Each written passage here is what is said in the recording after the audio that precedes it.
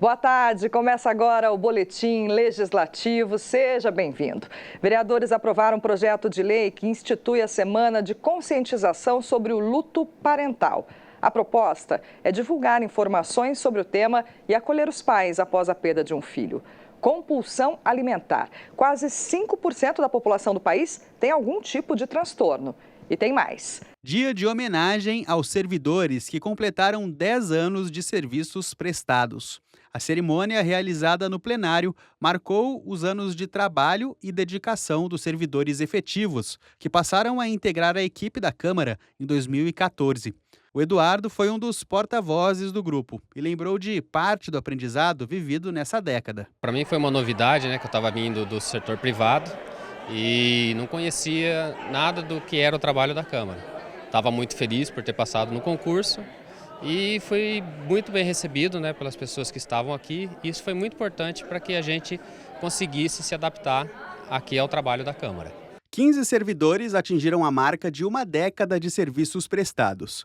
Mas as cadeiras, quase todas ocupadas, foram uma demonstração de gratidão de companheiros e familiares que acompanharam toda essa trajetória.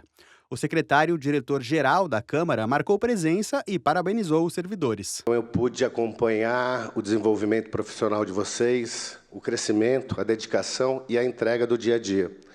Então, sou testemunha ocular e me sinto um privilegiado de tê-los, todos os servidores, e em especial esses 15 servidores que me acompanharam aqui. Vocês têm obras feitas aqui que eu sou testemunha. Vocês entregam, vocês concretizam e vocês fazem essa Câmara Municipal ser grande como ela é hoje. E eu sou muito feliz, muito orgulhoso de tê-los aqui, viu? O encontro também trouxe depoimentos e experiências vividas pelos servidores públicos na última década. Não poderia deixar de agradecer.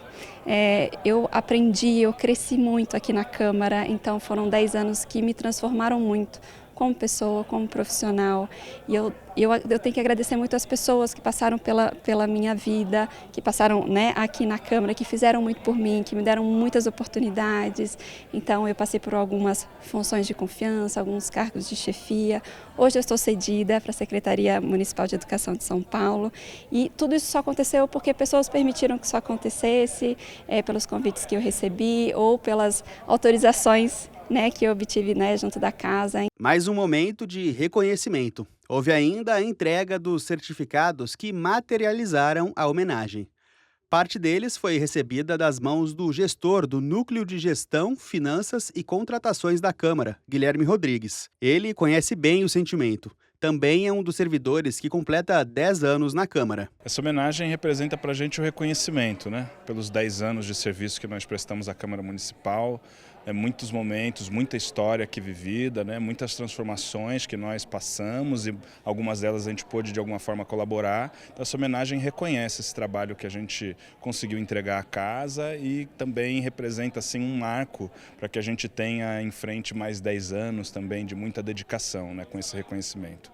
E quem viveu o aprendizado dos últimos 10 anos espera ainda mais do que está por vir. A gente espera que para o futuro a gente tenha tantas conquistas como tivemos até agora nesses 10 anos. Em todos os anos que vêm a gente sempre quer algo melhor acontecendo aqui dentro da Câmara e que a gente participe desse algo melhor. A gente nunca sabe o do futuro, o que vai ser, como serão as coisas, então eu gosto de deixar a coisa um pouco acontecer. A gente segue falando sobre a Câmara. Os vereadores aprovaram um projeto que institui a Semana de Conscientização sobre o Luto Parental. A proposta é divulgar informações, realizar atividades e, principalmente, acolher os pais após a perda de um filho. A Maiara tem 30 anos. Aos 13, foi diagnosticada com lúpus, uma doença autoimune que a impossibilitaria de ter filhos. Mas em 2020, em plena pandemia, veio a surpresa. Ela estava grávida das gêmeas Maitê e Mariá. A gestação não foi fácil. E um mês após o nascimento das filhas, uma das gêmeas, a Mariá, veio a falecer na maternidade. Então, em nenhum momento foi fácil, para o meu psicológico. Eu tive depois depressão pós-parto por conta da perda, porque tudo a gente pensou em duas, Duas meninas, tudo dois. Dói sempre que vê as coisinhas dela, tudo. É dolorido. A perda da filha impactou toda a família. E 3 anos depois, o medo apareceu mais uma vez. Maiara engravidou novamente do Mateu, que hoje tem 1 aninho de vida. Passei de novo, né, por ajuda psiquiatra por conta do medo que eu fiquei. Daí depois descobri, fiz a descoberta, daí assim, sabe aquele choque que tipo, ai, não é menina? Como que eu vou fazer com o menino? Mas daí parece que todo aquele sentimento que eu tive de perda, parece que ele veio para literalmente somar. Porque ele é a alegria, assim, em criança. Para contribuir com o suporte emocional aos pais que perderam seus filhos, a Câmara aprovou um projeto de lei que institui a Semana de Conscientização sobre o Luto Parental. A proposta também cria, em São José, o Julho Âmbar, um mês dedicado a promover campanhas de conscientização sobre o tema. Não é um processo fácil, é um processo que exige tempo, paciência e essa afobação de eu preciso passar por isso ou eu não vou sair disso, ou tanto uma coisa quanto a outra é ruim, né? Então a gente precisa conscientizar as pessoas que sim, ela vai sofrer, mas vai passar, mas para que passe ela precisa sofrer. De acordo com o projeto, a campanha educativa pretende desmistificar o processo do luto a partir do diálogo, uma forma de reduzir preconceitos e estereótipos sobre o assunto. Outra meta é criar uma rede de apoio e acolhimento às famílias. Muitas vezes a gente está ali vivenciando a dor e a gente não consegue pensar em recursos básicos, sabe? Como, nossa, você precisa sair de casa, você precisa ter contato com a natureza, você precisa se alimentar, né? Quantas pessoas vivenciam luto e passam a não comer, emagrecem muito e começam a vir outras doenças, né? Então ter profissionais e amigos também de fora que saibam o que falar também é muito, muito importante, sem dúvida. A justificativa do projeto ainda aponta que, para existir a compreensão do luto, ele não pode ser evitado. Ao contrário, a partir da informação e orientação, ele tem que ser vivido para existir a aceitação. E aqui um ponto, a depressão faz parte, essa dor, choro é importante. Agora, quando as pessoas não cuidam dessa fase da depressão, isso pode se tornar uma depressão. E aí depois da depressão vem a aceitação. E é o que as pessoas leigas, as pessoas no senso comum esperam? Que a pessoa entre na aceitação e pronto, tinha que ser assim, foi a vontade de Deus. Não, a pessoa está sentindo, existe uma dor ali. E a Maiara sempre vai lembrar com muito carinho da Mariá, uma memória que vai permanecer viva em toda a família. Ano passado perdemos a minha sogra. Então a Maite fala, a vovó tá bem, porque ela tá com a minha irmã, que é a Estrelinha. Agora eu tenho a Lua e a Estrelinha, a vovó dela é a Lua. Então ela, sabe, na cabecinha dela é tudo tão bonitinho, é tão tudo, sabe, que assim, fica leve de falar. Porque é igual todo mundo que ela fala, a minha irmã é estrelinha, olha lá pro céu. E sempre tem uma estrela do lado da lua. Incrível. Toda segunda-feira aqui no Boletim, você já sabe, né? Tem informação sobre o Código de Defesa do Consumidor. E o tema de hoje é a responsabilidade civil por danos ambientais causados por produtos ou serviços.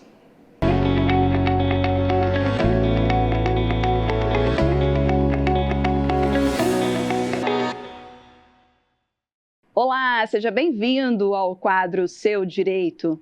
Nossa tarefa é levar informação para que você saiba o que diz a lei e o Código de Defesa do Consumidor. Para isso, nós contamos com a ajuda de especialistas na área. E hoje vamos falar sobre a responsabilidade civil em caso de danos ambientais causados por produtos ou serviços. Afinal, qual é o seu direito? No Código de Defesa do Consumidor não tem uma letra de lei específica falando sobre crimes ambientais. Contudo, a evolução das decisões judiciais foi para que o consumidor também seja protegido em situações assim. Então, por exemplo, quando temos uma fábrica que gere poluição ao solo, ao ambiente, às águas, ela sim é responsável para aqueles consumidores que moram na região. Por que isso, Porque atualmente o entendimento é que as empresas são responsáveis não só por aqueles consumidores que compram diretamente um produto ou serviço, mas elas também são responsáveis quando isso está sendo fabricado. porque esse produto gera uma degradação do meio ambiente não só atualmente, mas para as futuras gerações. Então, o que acontece, né? Caso vocês vivam em alguma região que vocês vejam que tem uma empresa que faça crimes ambientais, o importante é sempre juntar provas e enviar tanto para os órgãos de fiscalização ambiental, como, por exemplo, a Polícia Ambiental ou o Ministério Público, e também juntar provas com a população, os riscos que aquilo está trazendo. Então, por exemplo, doenças, qualquer elementos, por exemplo, de animais perigosos que estejam na reunião, para que possa entrar judicialmente pedindo uma indenização. Então, é importante que o consumidor se atente a isso. Não é porque não está na letra da lei que o crime ambiental não gera uma indenização ao consumidor que os tribunais não vão te socorrer em uma situação como essa.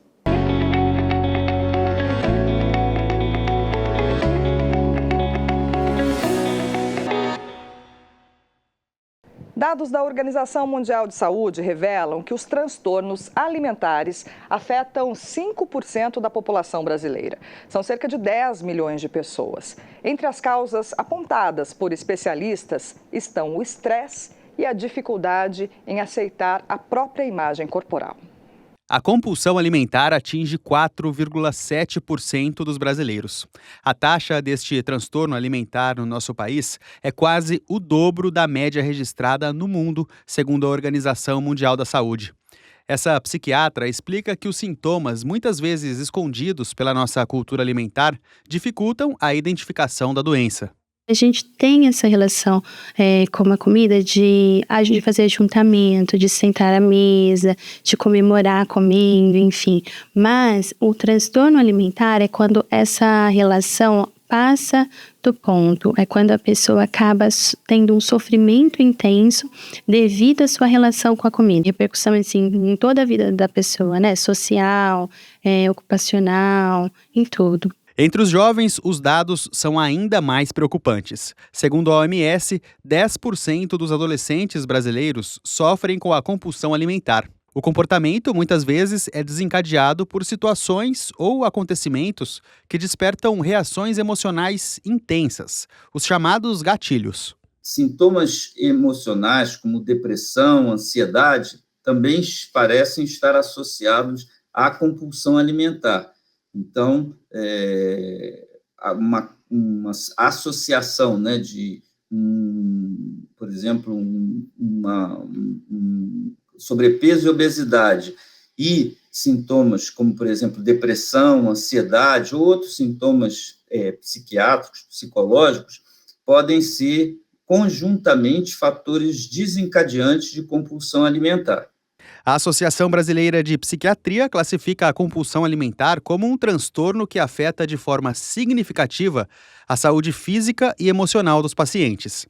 Além disso, pode contribuir para o surgimento de uma série de comorbidades. Uma pessoa com compulsão alimentar, ela pode piorar do quadro de obesidade ou sobrepeso que ela tenha. Ela pode também estar associada a aparecimento de sintomas depressivos e ansiosos e outros sintomas mentais. Então, ela é um fator de risco para a ocorrência de sintomas mentais, ela é um fator de risco para o desenvolvimento de alterações metabólicas, então, toda a parte de síndrome metabólica. Além da compulsão alimentar, outros transtornos alimentares mais frequentes são a anorexia nervosa e a bulimia nervosa. A principal característica desses diagnósticos é a associação entre a falta de controle, seguida da sensação de culpa. Então, comer uma quantidade muito grande ali, onde esse paciente se sente desconfortavelmente cheio, né? Comer uma grande quantidade, onde não há um sinal de fome física, comer escondido, por medo ali de julgamento, por vergonha, e acompanhado de uma sensação ali de fracasso, culpa, um grande sofrimento, onde gera uma ansiedade, né, uma tristeza muito grande em relação a esse comer. Por isso, reconhecer os sinais e sintomas é fundamental para identificar um comportamento disfuncional e procurar ajuda. Geralmente, minimamente, nós falamos do tratamento com a psiquiatria, através de medicações. As medicações ajudam, né, tanto fisiologicamente, né, a regular as alterações fisiológicas que acontece no nosso sistema nervoso mesmo e com a ajuda de um nutricionista e de um psicólogo, né? Então, juntos, essa equipe ajuda a pessoa a reconstruir, ressignificar a relação que ela tem com a comida. É um passinho de cada vez, mas costuma funcionar. Pois é, esse assunto é de extrema importância e deve ser trabalhado desde a infância. Estabelecer uma relação saudável com a comida é algo que pode e deve ser ensinado. A Luísa Minas está com uma nutricionista e vai passar informações para a gente. Tudo bem, Luísa? Boa tarde. É isso mesmo, boa tarde, Fran, boa tarde para todo mundo que acompanha o Boletim Legislativo nessa tarde. E olha só, como a gente viu, né, na última reportagem, compulsão alimentar é um assunto sério, né, e que muitas vezes, né, em muitos casos, esse assunto começa a dar indícios na infância e na adolescência, né, e por isso o cuidado com a alimentação tem que ser desde essa fase da vida. E por isso quem me ajuda a trazer mais informações é a nutricionista Aline Correia. Aline, boa tarde. E eu já começo te perguntando, então, qual que é a importância da educação alimentar? Olá, boa tarde. Bom, a educação alimentar, ela deve ser desenvolvida desde os primeiros anos da criança, né? É nessa fase que ele vai adquirir gostos, vai melhorar o seu paladar e criar um hábito de alimentação saudável. Então, é nesse momento que a gente precisa ter um maior cuidado para que ele possa desenvolver a autonomia e fazer melhores escolhas lá no futuro. E Aline, a gente sabe que os pais, né, professores, pessoas em volta dessa criança impactam muito nisso. Então, qual é a importância, né, dos pais estarem atentos e cuidando dessa alimentação? Os pais são fundamentais, como eu havia dito para vocês, as crianças não conseguem fazer escolhas sozinhas, elas não fazem as compras sozinhas. Então elas precisam de um tutor, ali os professores, os pais, para incentivar a ter um consumo mais saudável, porque hoje em dia nós temos muitos alimentos industrializados, palatáveis e que acabam atrapalhando o desenvolvimento dessa criança. Então a gente precisa focar numa alimentação mais saudável, mais natural, o quanto antes possível. Aline, a gente sabe que muitos pais também nessa faixa etária, acabam impondo limites, né? Acabam pressionando essa criança a se alimentar de maneira correta, às vezes o que eles acreditam ser correto. Então, qual é a importância também da gente estar em alerta esse tipo de posicionamento dos pais? Muitas vezes, uma refeição acaba se tornando um transtorno, uma cobrança para a criança comer tudo, depois ela brincar, para ela ganhar sobremesa só depois de comer todo o arroz e feijão. E acaba sendo um momento tão estressante que isso pode, sim, desenvolver transtornos alimentares futuramente. Então, no momento da refeição, é um momento que a gente precisa de, talvez, incluir algumas coisas lúdicas para a criança consiga comer melhor aquele alimento, fazer preparos diferentes e deixar um momento cada vez mais leve para que ela consiga ter uma boa relação com a alimentação, tá?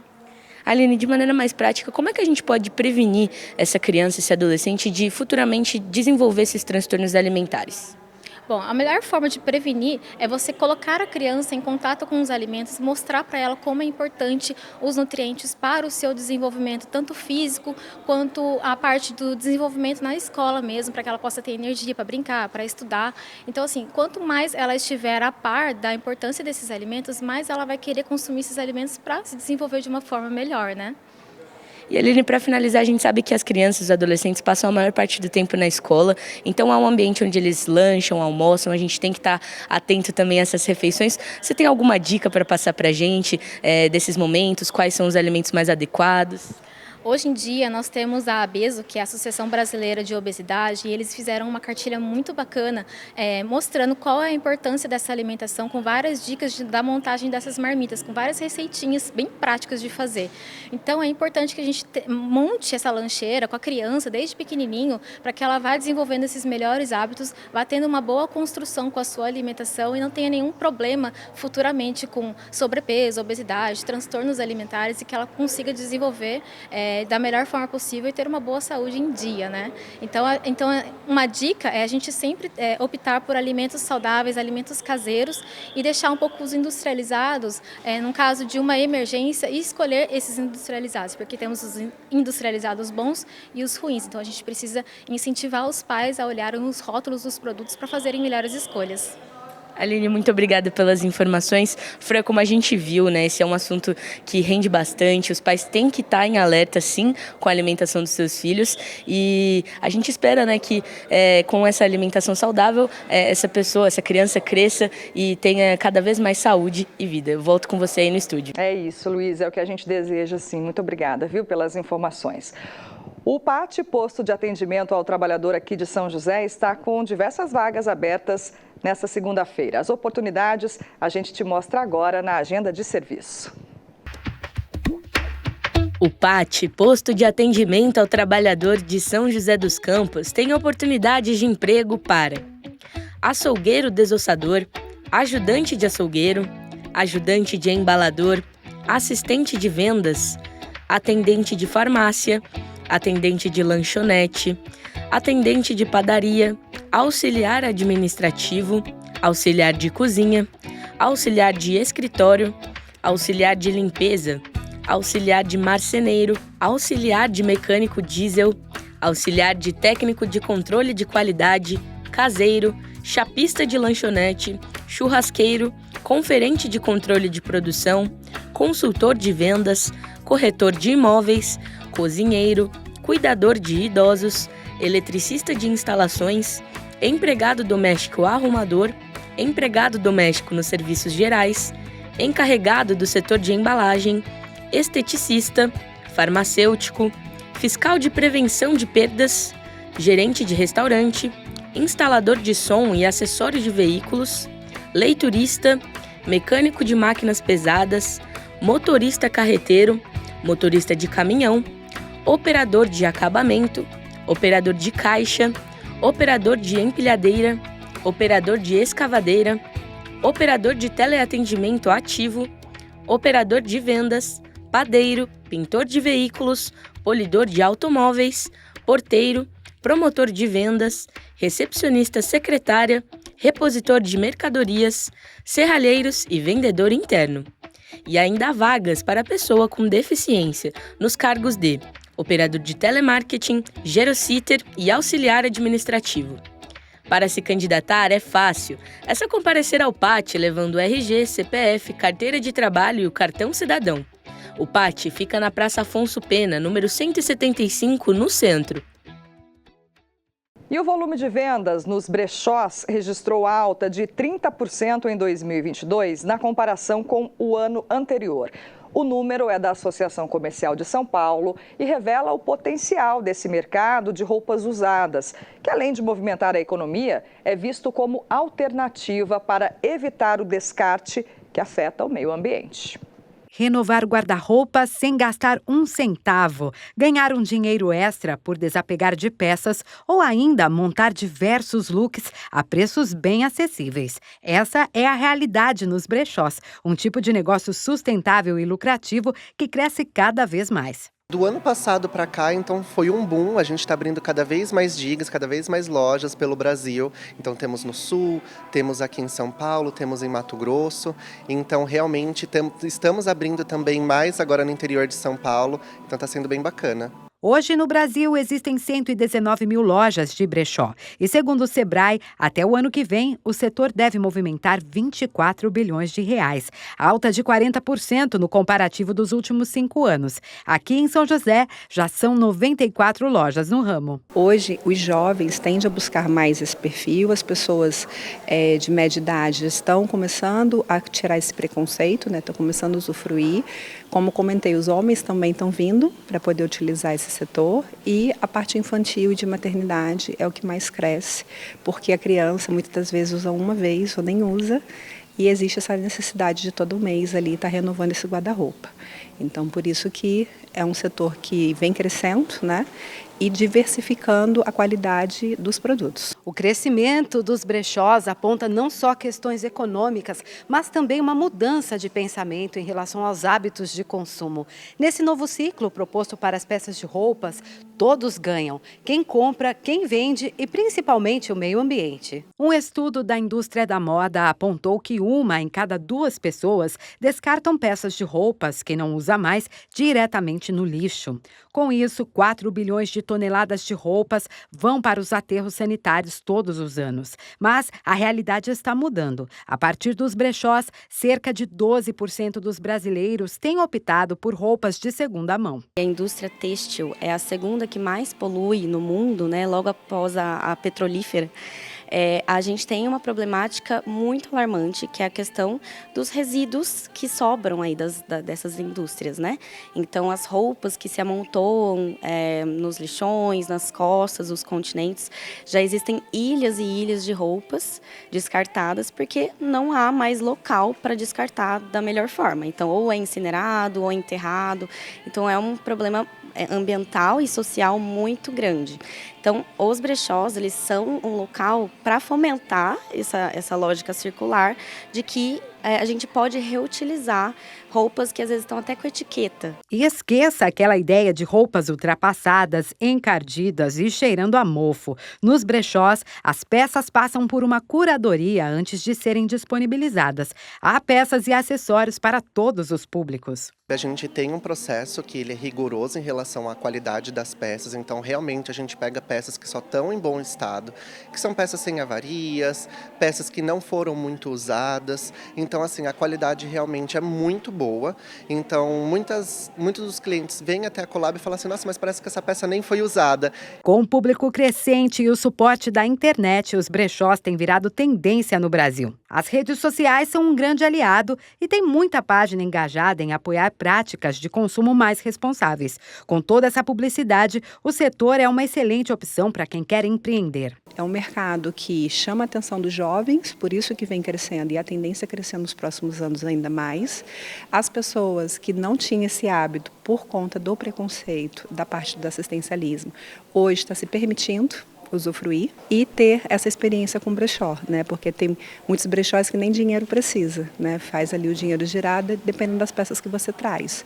Essa dinâmica que conquistou o mercado da moda transforma descarte em verdadeiros achados. Seja por sustentabilidade, facilidade ou economia, os brechós vieram para ficar. A moda de segunda mão, que é a moda dos brechós, é seguir essa lógica circular, que o que é resíduo para um, o que é lixo para um, pode ser recurso e roupa nova para outros. A primavera chegou, começou nesse domingo e foi um dia super ensolarado, de bastante calor aqui em São José, né? O dia estava lindo. De acordo com meteorologistas, a previsão é de que a estação, que é caracterizada por esse período de transição entre o tempo seco e o início das chuvas, deve apresentar esse ano a seguinte situação: temperaturas acima da média e volume de chuvas abaixo do esperado. E essas chuvas devem começar mesmo a partir de outubro. A gente confere agora a previsão para a tarde de hoje e também amanhã. A tarde desta segunda-feira será de sol, com poucas nuvens no céu, e não há chances de chuva. A máxima esperada é de 32 e a mínima de 17. Já amanhã, terça-feira, o tempo segue parecido como hoje. O sol aparece durante todo o dia e também há poucas chances de chuva. A máxima esperada é de 33 e a mínima será de 17.